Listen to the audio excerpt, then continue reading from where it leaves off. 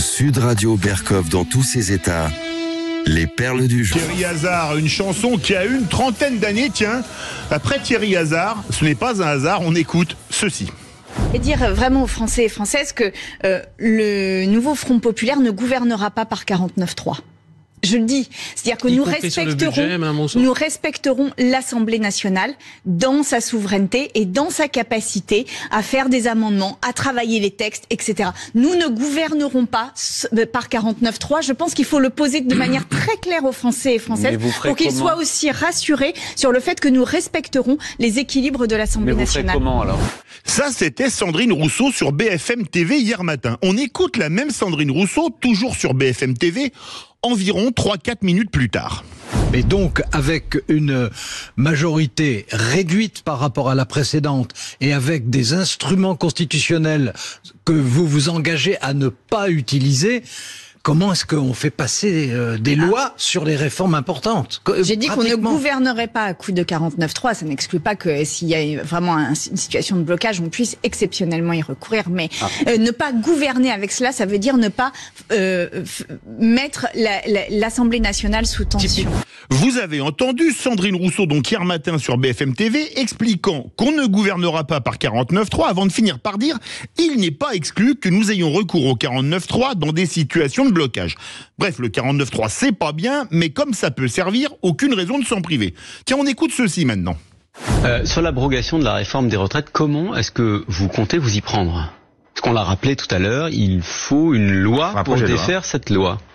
Mais il faut un projet de loi et que nous déposerons devant l'Assemblée et l'Assemblée aura à se prononcer. On verra à ce moment-là qui est prêt à aller jusqu'au bout et ceux qui au contraire se défilent. Et si vous n'avez pas de majorité absolue, est-ce que ce qui a été décidé par 49.3 pourrait se défaire par 49.3 ?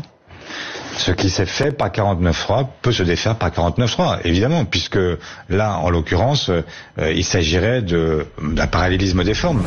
Vous avez entendu Olivier Faure, premier secrétaire du PS, qui, toujours hier, mais sur France TV Info, explique que ce qui a été fait par 49.3 peut être défait par 49.3. Allez, on revient sur Sud Radio, Sandrine Rousseau, ce matin.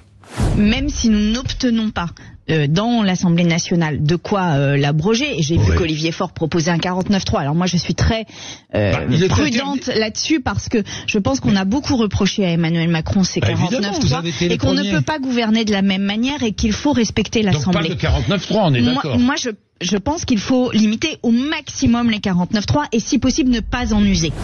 Alors c'était donc Sandrine Rousseau ce matin au micro de Jean-Jacques Bourdin sur Sud Radio, mais c'est bizarre, relisons le programme du nouveau Front populaire, dont font partie tant Sandrine Rousseau qu'Olivier Faure, qui promettait dans sa partie 3, je cite, d'abroger le 49.3. Mais il est vrai qu'Olivier Faure a été très malléable sur le 49.3, dont il disait qu'il était légal en 2016, il était dans la majorité, mais le trouvait antidémocratique en 2023, il était dans l'opposition. Bref, l'abrogation est prévue dans le programme, mais on se réserve le droit de l'utiliser, comprenne qui pourra. Comme disait un grand sénateur, Charles Pasqua, les promesses n'engagent que ceux qui les reçoivent, mais comme disait un autre grand sénateur, Edgar Faure, ce ne sont pas les girouettes qui tournent, c'est le vent. Sud Radio Berkov dans tous ses états. Tiens, antisocial, tu perds ton sang-froid, là on va entendre peut-être une petite perte de sang-froid. Du nouveau Front populaire, on peut pas dire que les personnes issues de quartiers populaires soient très très visibles. Et pourtant, ce sont celles qui se mobilisent systématiquement, que ce soit pour la France Insoumise ou pour le nouveau Front populaire. Donc est-ce que ces personnes vont perdre ce sentiment d'être instrumentalisées pour collecter des voix et finalement pouvoir être maîtresses de leur destin? D'abord, je veux vous dire que vous avez raison sur ce que vous avez dit sur la première photo de famille du nouveau Front populaire, qui à mon avis... Elle m'a un peu ébloui. Ouais, mais moi aussi. Donc je suis d'accord avec vous. C'est pas une approche racialiste des choses. Non, c'est une approche. Il y avait trop de blancs sur la photo. Non, il n'y avait pas de personne non blanche. Oui, vous avez bien entendu, c'était hier sur BFM TV, Rokhaya Diallo, Emmanuel Bompard de la France Insoumise, d'accord sur le fait que la première photo du nouveau Front populaire ne faisait pas assez de place à la diversité. Il n'y avait pas assez de personnes non blanches, dixit Rokhaya Diallo. Inutile de dire que cette phrase, reprise de volée par l'avocat Charles Consigny, outré du propos, a de quoi surprendre, mais avec certains, plus rien n'est surprenant. J'ai été ébloui, façon de dire que ce trop grand nombre de blancs sur la photo lui a heurté le regard. Si ce n'est pas du racisme, alors c'est quoi? Imaginez que quelqu'un dise que la photo de l'équipe de France de football qui jouera ce soir contre l'Espagne est un peu sombre. Le banc et l'arrière-banc l'auraient déjà cloué au pilori, des plaintes auraient été déposées et on parlerait des heures les plus noires de notre histoire. Demandez à Alain Finkielkraut, il vous confirmera le retour de bâton subi suite à ses propos sur l'équipe de France. Black, c'était en 2005.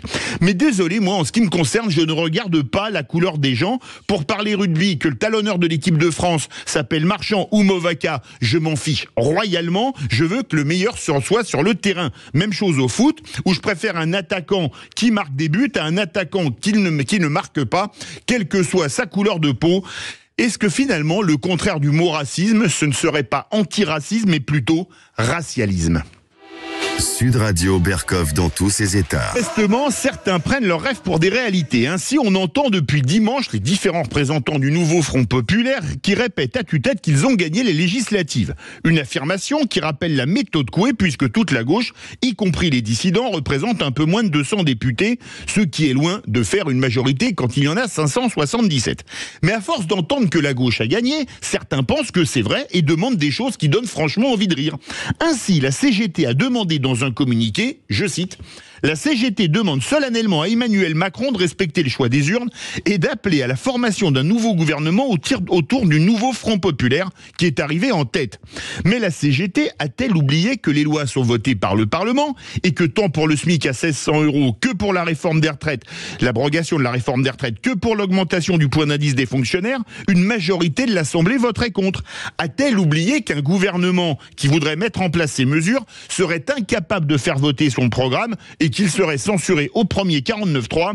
Alors bravo au nouveau Front Populaire qui arrive à faire croire qu'il a gagné, alors que personne n'a gagné, puisque certains arrivent à le croire.